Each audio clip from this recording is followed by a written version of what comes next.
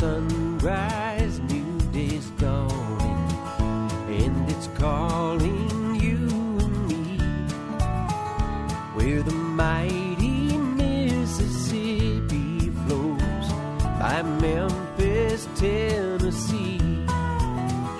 We've got woodlands, fields, and water. Hey, there is no better way.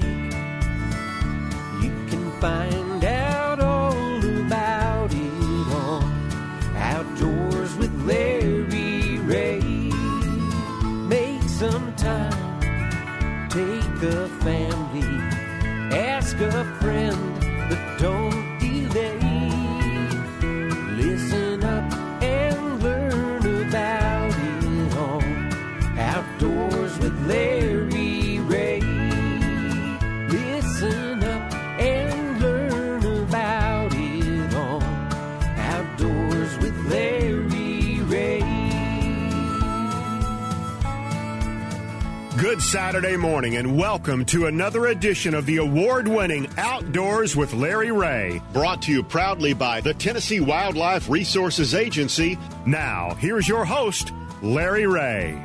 Hey, good Saturday morning. Welcome to Outdoors with Larry Ray. We talk outdoors for the next 90 minutes, the fastest 90 minutes in outdoor radio programming, as we close in on 500 shows here in the wonderful ESPN AM 790 Intercom radio studio. And, of course, Shelby McCall is our show producer. And this being the second Saturday of the month, we bring in Ron Wong. You know that for sure. Good morning, Ron.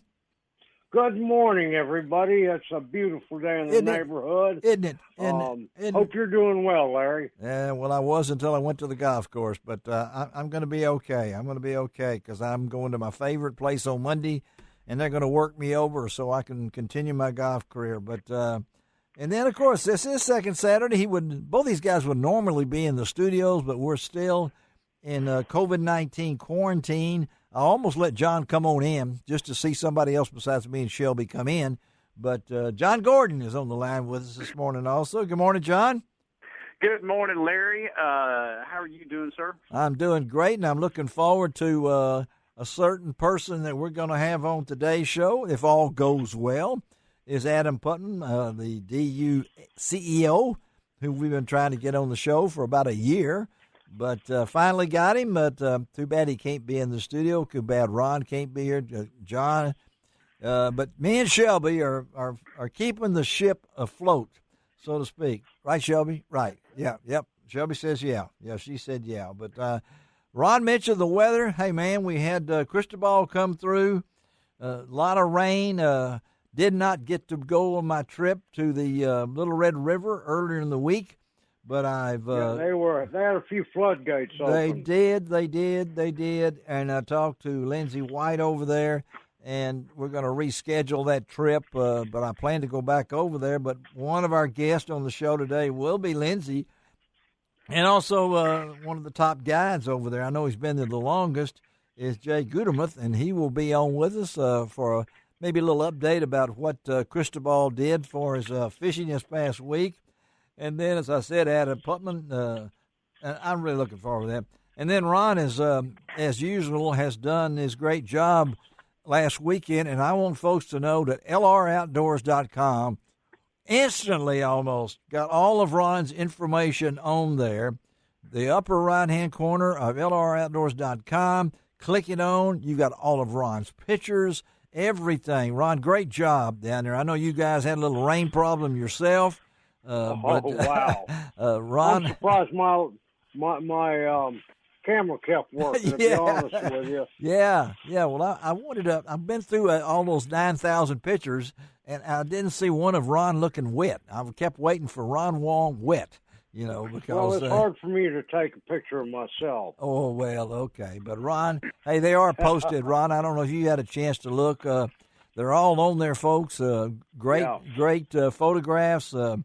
A lot of them captions so you can keep up with all the days. So Ron has come up, and we're going to have Brian Young, who, along with his brother, won the national championship for the 2019 season, technically, of the American Crappie Trail. at Sardis Lake, and Ron has hooked up Brian Young out of Chickasaw, Oklahoma. I'm going to say that. We'll find out. He and his brother are the 2019 Lucas Oil National Champions for the American Crappie Trail. Ron will fill us in with that, and then also what a dynamic team Ron has set up for that. That 7:00 slot here in Memphis, and the 7:30, and you folks in Jackson is you just say Coleman and Caps, our Caps and Coleman, and people know that they are the guys. I mean, Steve Coleman and Ronnie Caps, Anglers of the Year again, three-peat, I think. Ron, is that what we said? Ron, is that right?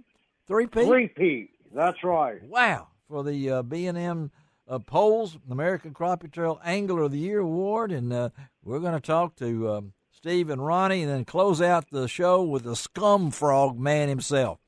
Now, Ronnie, you're going to have to look up American Bait Works and look at all those new colors and names, because I've already looked them up, and man, I wish I could work for some of those companies. I mean, I would have colors galore, and I would have names that you wouldn't ever think of.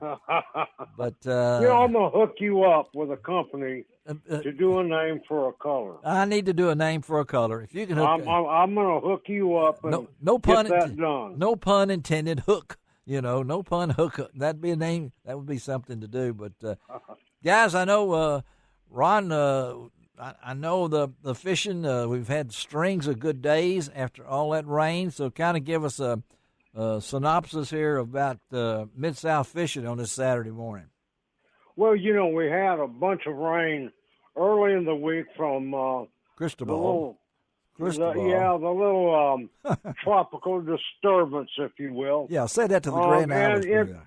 And it brought up a lot of lake levels, and some of the runoff kind of dirtied up the water a little bit, but not bad. But what I found is the fish have gone a little shallower than what they normally do because of all the rain making the lake levels come up. Okay. Fished a lake this past Wednesday. All right. And it's a lake that I normally can see 3 to 4 feet down, and I could only see a foot down. The clarity wasn't there. However, got lucky and caught a 8.84, almost 9-pound bass. Oh, lucky. The fish are biting. Yes. Pickwick Lake is doing wonderful, and I have to tell you something. Having been at the American Crappie Trail National Championship on Sardis Lake, there wasn't a team.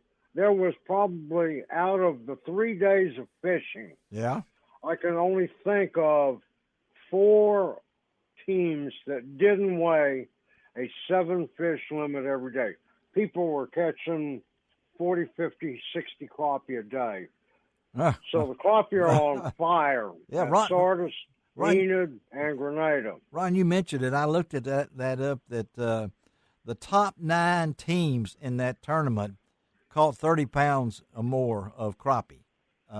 That's a lot of crappie. That's a lot of crappie. This time of the year. Oh, wow. Because the crappie they're all in post-spawn. Okay. So they've moved out of their spawning areas, and they're following the shad in the water. And these guys what they're doing is they're using what they call the live scope technology now. Yeah.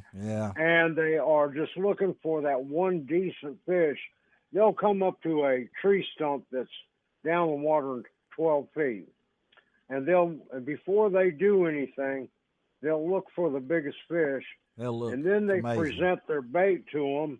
And what they'll use is something like a pro-built jig with a Strike King Joker or a Bobby Garland baby shad, and they dip it in there. A lot of these guys aren't even using minnows anymore. One of the things that are coming that you're going to hear a lot about in the crappie fishing world here are going to be tied jigs. Tied jigs. Okay. Just a hair jig. And no minnow on it, and sometimes they'll use something like a slab bite by Crappie Magnet, or a crappie nibble, if you will, by Gulp. and they just pitch it in and get that fish to bite. It's a pretty amazing technology. It's almost like playing a video game but catching a fish. Well, you're almost like listening to a video game because you ain't got no notes in front of him. He's saying all this, and John's listening to it. John Gordon, I know before we get out of this first, I know DUTV.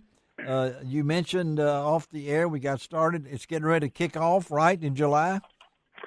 That is correct, Larry. It's I've been reviewing the first episodes already for this season and getting those lined out to be ready to go on air. It'll premiere on the Pursuit Channel. Primetime slot is Wednesday nights.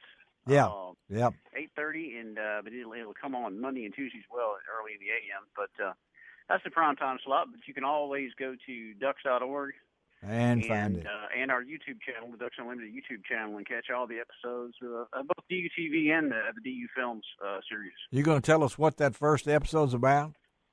Yeah, it's North Dakota. Yes. All right. If you remember last year, Larry, I went to North Dakota for that episode. I remember. And for the filming, and I came home and I had to have emergency gallbladder surgery 2 days later. Is that included in the film? No, it's not. It's not. Fortunately, I didn't really have any problems until I got back home. Well, anyway, yeah, we could do a lot of that. But John and Ron are in. Not in the studio, but they're on the line as our co-hosts. Going to take our first break in the morning. Shelby McCall is pushing the buttons and everything else. This is Larry Ray. Reminding that you're listening to Outdoors with Larry Ray on ESPN 790 here in Memphis and 1520 AM and 95.3 in Brownsville, 101.5 in Jackson. I did all that without looking at my notes. We'll be right back.